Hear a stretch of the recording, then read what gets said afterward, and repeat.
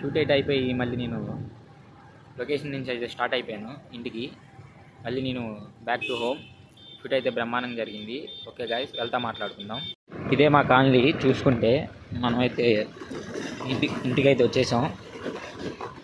చూసుకుంటే ఇదే మా కాలనీ. మొత్తం 12 లైన్లు అయితే ఉంటాయి. చూడండి ఫ్రెండ్స్, మొత్తం 12 లైన్లు అయితే ఉంటాయి మా కాలనీలో.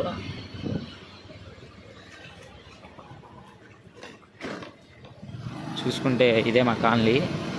చూసుకోండి ఫ్రెండ్స్, మాదైతే 3rd లైను, కొత్త కాలనీ 3rd లైను. ఇంటికైతే వచ్చేసాం. చూసుకుంటే